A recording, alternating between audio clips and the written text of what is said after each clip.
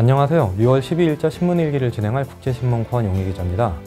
오늘은 낮 기온이 22도 정도로 선선할 것 같습니다. 미세먼지는 좋음과 보통 수준을 왔다 갔다 할 것 같네요. 그럼 신문일기 진행하도록 하겠습니다. 항쟁 현장서 열린 부산 기념식, 여야 지역국회의원 대거 불참. 지난 10일에 60 민주항쟁이 있었잖아요. 그런데 항쟁 기념식이 있었는데 온다고 통보를 했다가 취소해서 혼선을 빚었다고 합니다. 유일하게 참석한 하태경 의원 같은 경우는 자기 자신을 소개를 안 했다는 이유로 항의하는 총극을 벌이기도 했는데 기사 한번 보겠습니다.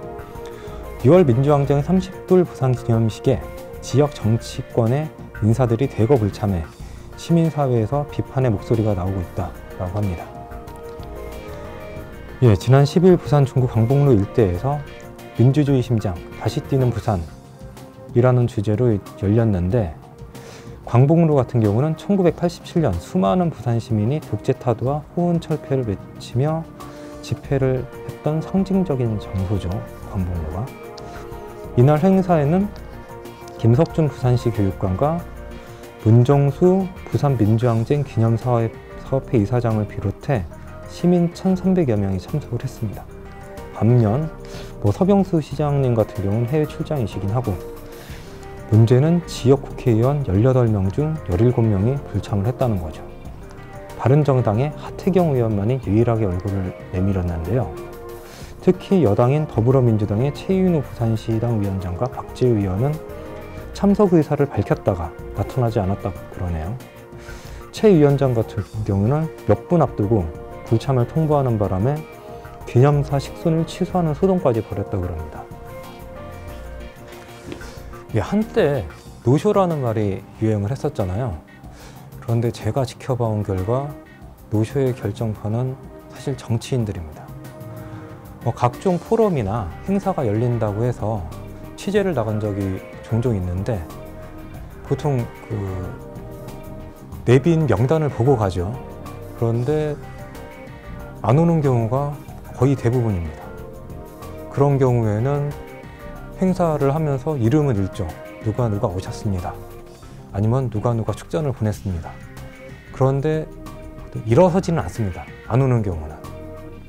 보통 정치인들이나 국회의원들은 그런 경우 안 오더라도 자기 이름 알리고 좋긴 좋죠. 그렇지만 이 행사의 취지를 무색하게 만드는 경우도 있어서 참 문제는 문제입니다. 그럼 다음 기사 한번 보겠습니다. 허위신고 과태료 부과하자 유령 집회 사라졌다. 지난 1월 28일이죠. 개정 집시법 시행 후에 가짜 시에 최대 100만 원을 부과했습니다. 2015년에는 도입 순위제 유연성도 높여서 집회 방해가 줄고 결사 자유가 확대됐다는 평가를 받는데요. 기사 한번 보겠습니다. 11일 부산경찰청에 따르면 개정 집시법이 시행된 지난 1월 28일부터 지금까지 경찰이 유령 집회 주최 측에 과태료를 부과한 사례는 한 건도 없었다고 합니다. 개정 집시법은 집회 신고를 하고 실제 집회를 하지 않으면 예정된 시각 24시간 전에 철회 신고서를 제출하도록 했습니다. 정당한 사유 없이 이를 위반하면 최고 100만 원의 과태료가 부과된다고 하니 거의 이제 사라졌다고 그러네요. 개정 집시법 시행 전에는 이해관계가 대립하는 단체의 집회를 막으려고 미리 집회를 하는 방법으로 장소를 선점하는 경우가 많았다고 합니다. 특히 아파트 분양 홍보관의 경우 유령 집회 신고가 잦았다고 그러네요. 이것처럼 노쇼, 유령 집회 신고를 하고 안 나오는 것도 노쇼죠. 노쇼에 과태료를 부과하니까 이런 경우가 싹 사라졌습니다. 사실 유령 집회 같은 경우는 좀 악질적인 노쇼죠. 왜냐하면 헌법에도 보장된 집회 결사의 자유를 방해를 하잖아요. 그렇긴 그런데 다시 한번 말씀드리자면 정치인들의 노쇼 같은 경우는 어떻게 제재를 하나에 대한 문제는 여전히 남아 있습니다. 그럼 다음 기사 보겠습니다.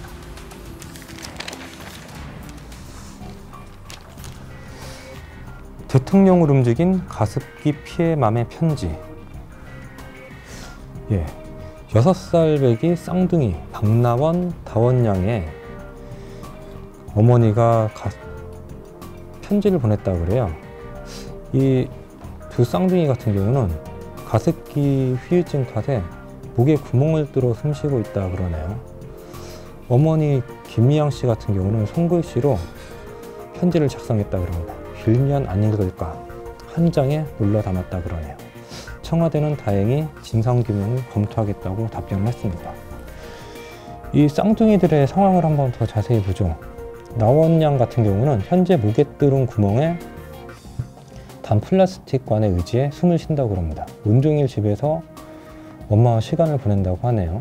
다원이가 유치원에 돌아오면 오늘 무엇을 했고 어떤 친구를 만났는지 꼬치꼬치 캐물었다고 그러네요. 예, 그 다원이 같은 경우는 나원양보다 그래도 건강하다 그럽니다. 플라스틱관에 의지할 필요가 없어서 유치원을 다니고는 있는데 감기는 달고 산다 그러네요. 갑자기 몸 상태가 좋지 않아 결석을 하는 경우도 다반사고요. 쌍둥이들의 언니인 소은양은 가습기에 가장 적게 노출돼서 현재 초등학교에 다니고 있다고 합니다. 워낙 유명한 사건이니까 아실 것 같아요.